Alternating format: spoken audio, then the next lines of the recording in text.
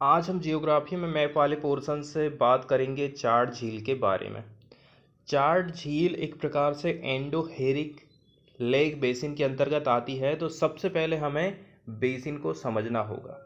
Any depression, imprint या फिर bowl like dip in earth surface can generally be define as basin. तो basin हम किसको कहेंगे?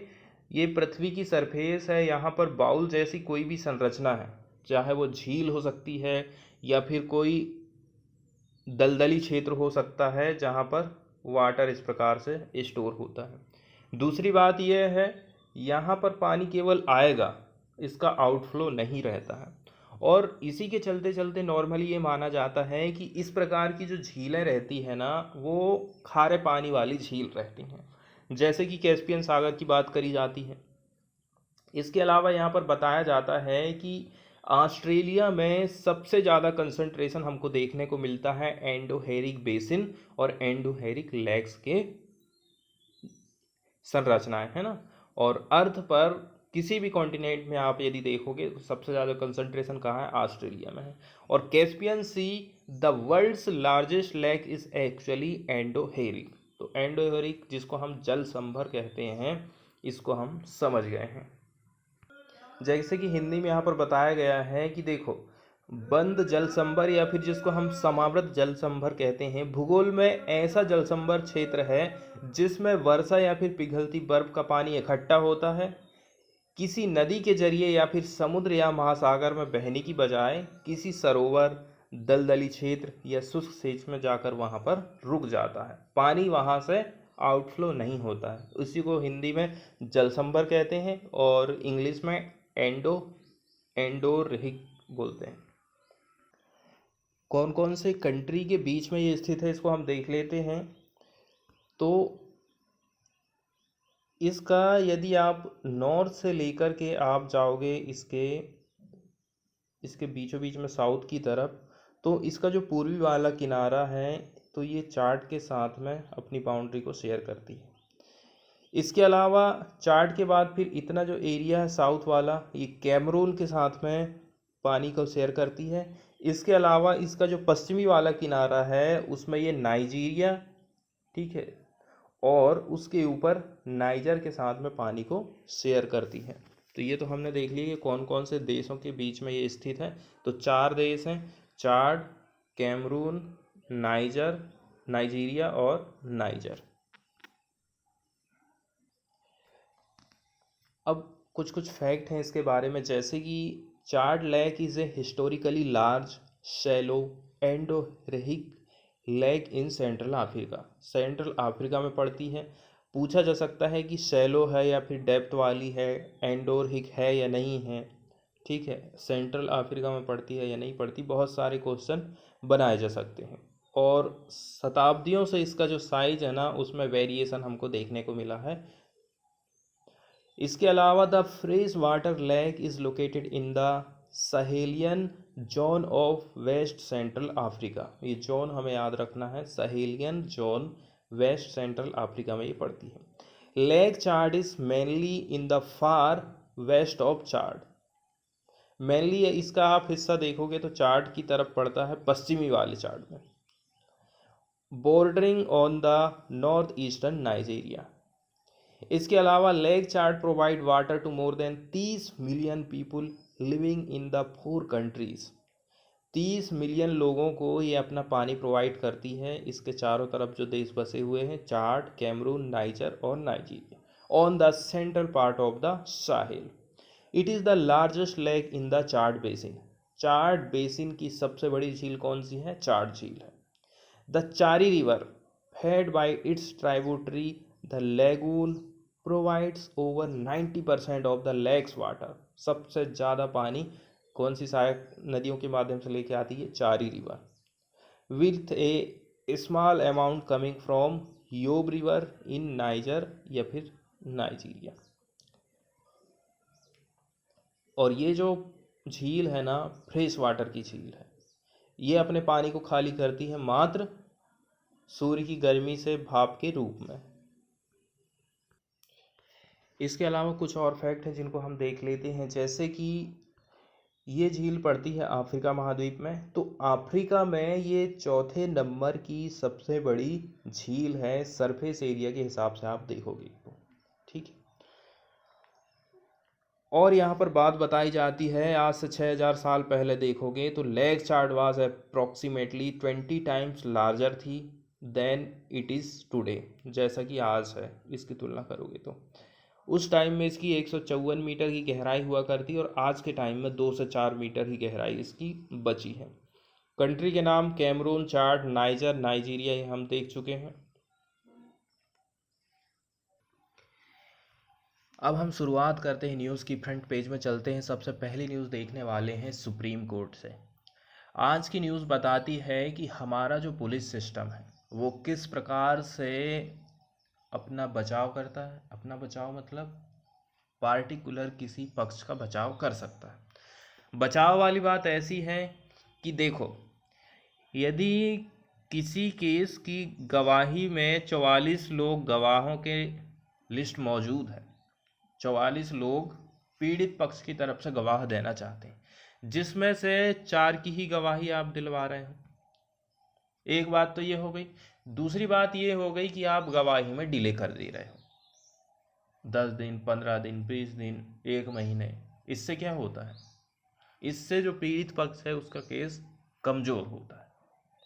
तो यही सब बातें हैं जो हमारे पुलिस सिस्टम में ये सब मौजूद है, जिसी के चलते चलते लोगों को न्याय नहीं मिल पाता है, ठीक है। और जो सीधे साधे लोग रहते हैं वो चंगुल में फंस जाते हैं। UP dragging its feet in Lakhimpur case, ऐसा सुप्रीम कोर्ट ने कहा। तो यही बात जो है सुप्रीम कोर्ट के जो चीफ जस्टिस ऑफ इंडिया हैं इन्होंने कहा। इसके बाद वाली जो न्यूज़ है वो है तालिबान की मीटिंग से लेकर के, Indian team meets Taliban DYPM, ठीक है। India joined a 10 nation statement recognizing the new reality of the Taliban in the power in Afghanistan at the Moscow format meeting on Wednesday as Indian official reportedly meet Taliban Deputy Prime Minister Abdul Salam Hanafi and offered humanitarian aid to the regime in Kabul।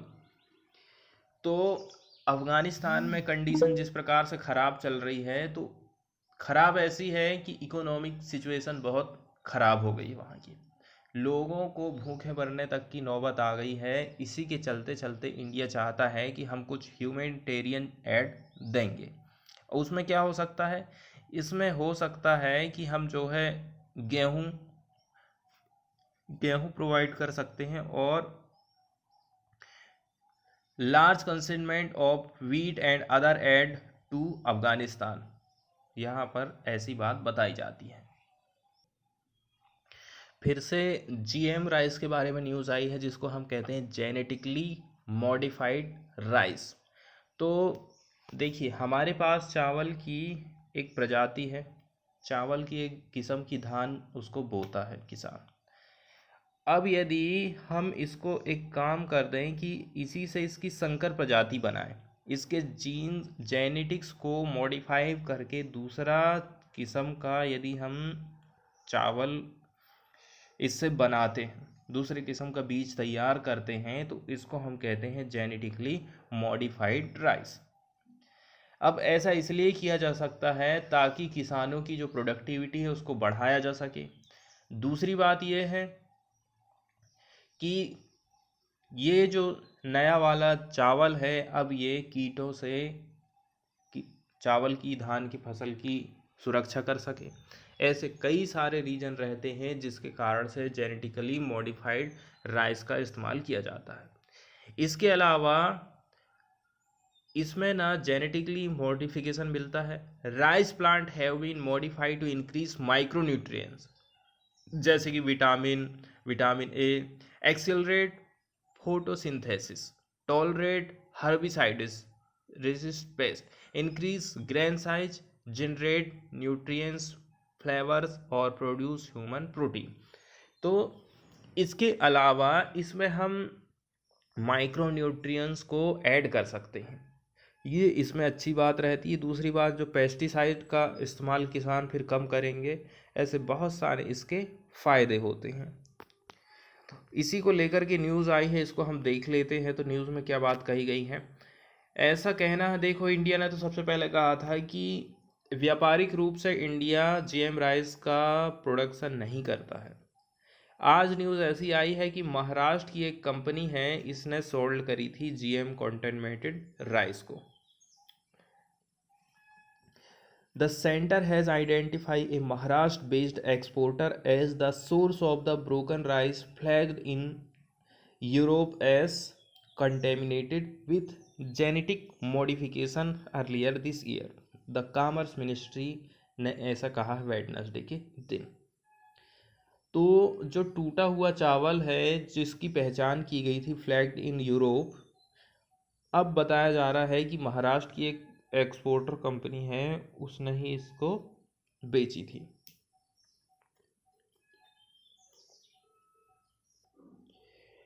इसके अलावा यहाँ पर एक news आई है कुशीनगर से। कुशीनगर को airport बनाया गया है, नया नया एयरपोर्ट बनाया गया है ताकि बौद्ध से संबंधित जितनी भी इम्पोर्टेंट लोकेशन है ना, उनको जोड़ा सके, कनेक्ट किया जा सके। कुशीनगर और भी जहाँ पर उनका जन्म हुआ था, बोध गया है, और भी बहुत सारे इम्पोर्टेंट प्लेस है ना, उनको ये एयरपोर्ट जोड़ने का काम करेगा।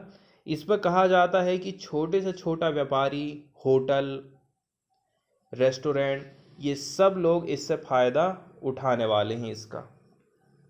तो एयरपोर्ट के बारे में ये न्यूज़ थी, कुशीनगर एयरपोर्ट के बारे में। इसके अलावा एक न्यूज़ आई है दिल्ली से। Delhi government announces compensation for farmers. Chief minister Arvind Kejriwal ने वेडनेसडे के दिन अनाउंस किया कि 50,000 प्रति हेक्टेयर के हिसाब से, और 1 हेक्टेयर में कितना होता है, लगभग 2.5 एकड़ ज़मीन, 50,000 पर hectare as a compensation for farmers whose crop have been damage in unseasonal rain. तो बिन मौसम की बरसात से जिन जिन किसानों की फसलें नष्ट हुई हैं, प्रभावित हुई हैं, उनको दिल्ली की सरकार 50,000 रुपया प्रति हेक्टेयर के हिसाब से कंपनसेशन प्रोवाइड करेगी। और ये जो पैसा है, अभी तक कंट्री में किसी भी राज्य ने इतना प्रोवाइड नहीं करा है। ये उनको 2 महीने के अंदर अंदर में मिल जाएगा, ऐसा अरविंद केजरीवाल ने कहा है। इसके बाद वाली न्यूज़ हम देखने वाले हैं ऑयल मेजर्स। ठीक है, ऑयल प्रोडक्शन करने वाली जो मेजर कंपनियां रहती हैं, उनके साथ में प्रधानमंत्री मोदी ने मीटिंग की है। Prime minister Narendra Modi on Wednesday interacted with chief executives of global and Indian oil majors and invited them to partner with India in exploration and development of the oil and gas sector in the country। तो हमारे देश में एक तरफ तो oil और gas के दाम एकदम आसमान को छू रहे हैं, दूसरी तरफ सरकार ये कह रही है कि हमारा जो ध्यान है ना, रेवेन्यू कमाने की तरफ नहीं है, हमारा ध्यान है कि हम ज़्यादा से ज़्यादा ऑयल का प्रोडक्शन कैसे कर सकते। इसलिए जो एक्सप्लोर करने वाली कंपनियां हैं, उनसे कहा गया है कि आप हमारे यहाँ आइए, ऑयल को एक्सप्लोर करिए और उसका डेवलपमेंट करिए। तो ऑयल एंड गैस सेक्टर, जिससे हमारा उसमें एक्सप्लोरेशन होगा और डेवलपमेंट मिलेगा। इस प्रकार का ये 6वें नंबर का एनुअल इंटरेक्शन है which come amid soaring price of the petrol and diesel in country.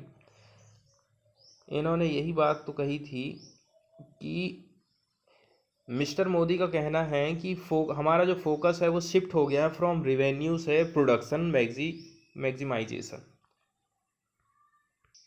और इन्होंने कहा है कि देखो, ही touched upon the need of enhance storage facilities. हमें हमारी स्टोरेज की जो फैसिलिटी है उसको इन्हेंस करने की ज़रूरत है फॉर क्रूड ऑयल। इसके अलावा talk about rapidly growing natural gas demand in the country. इसके अलावा जो नेचुरल गैस है उसकी डिमांड हमारे देश में बढ़ती ही जा रही है, तो इस हिसाब से आप लोगों को हमारे साथ में आने की ज़रूरत है। इन्होंने बातचीत की current and potential gas infrastructure development including pipeline, city gas distribution and LNG regasification terminal. तो बहुत सारे जो काम हैं इंफ्रास्ट्रक्चर से संबंधित उनको सरकार ने करी है, इसी के लिए वो चाहती है कि अब हमने इंफ्रास्ट्रक्चर तैयार कर दिए हैं, अब आप लोग आइए, एक्सप्लोर करिए और डेवलपमेंट करिए हमारे गैस और ऑयल सेक्टर को। इंफ्रास्ट्रक्चर तैयार किया गया है। इसके अलावा यहाँ पर बहुत सारे रिफॉर्म भी हुए हैं, जैसे कि इसमें बताया गया है कि लास्ट जो पिछले 7 ईयर है ना, जिसमें इंक्लूड है एक्सप्लोरेशन एंड लाइसेंसिंग पॉलिसी में सुधार किया गया है। गैस की मार्केटिंग बढ़िया रहेगी। Policies on coal bed methane change की गई हैं। इसके अलावा कोल का गैसिफिकेशन से संबंधित and recent reform in Indian gas exchange. इसलिए आप आइए, हमें आत्मनिर्भर भारत बनाइए, ऐसा इनका कहना है। इसके बाद एक न्यूज़ हम देखने वाले हैं। ये न्यूज़ एक रिपोर्ट का हवाला देते हुए लिखी गई है, जो बताती है कि कोरोना के दौरान जो बाल उत्पीड़न है, यौन उत्पीड़न है, वो बहुत ज़्यादा बढ़ा है। ठीक है, ये रिपोर्ट तैयार की है वी प्रोटेक्ट ग्लोबल अलायंस, जिसकी स्थापना 2013 में हुई थी। ये जो संस्था है ना, also known as the alliance, is a global alliance that bring together expert from government। बहुत सारे देशों की जो गवर्नमेंट है उनके एक्सपर्ट इसमें शामिल रहते हैं। इसके अलावा प्राइवेट कंपनियां, सिविल सोसाइटी, ये लोग एक साथ में आते हैं ताकि जो चिल्ड्रन हैं उनको सेक्सुअल अब्यूज़ जो ऑनलाइन होता है उसको रोका जा सके।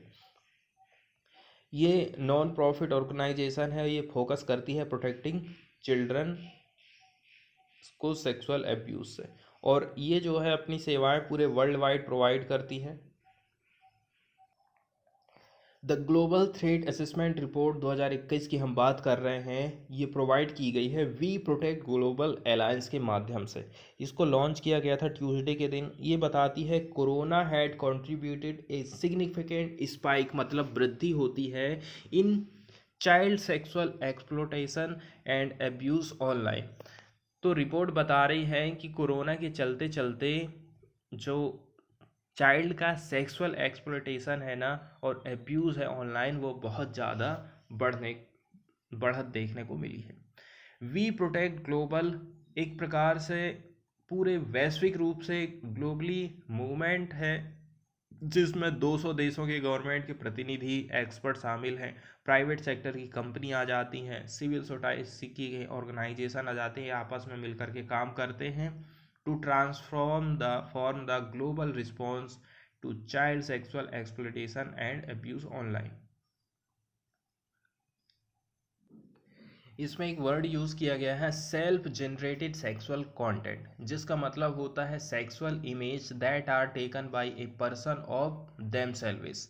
If this image are of people under the age of 18, it is considered to be child sexual exploitation material।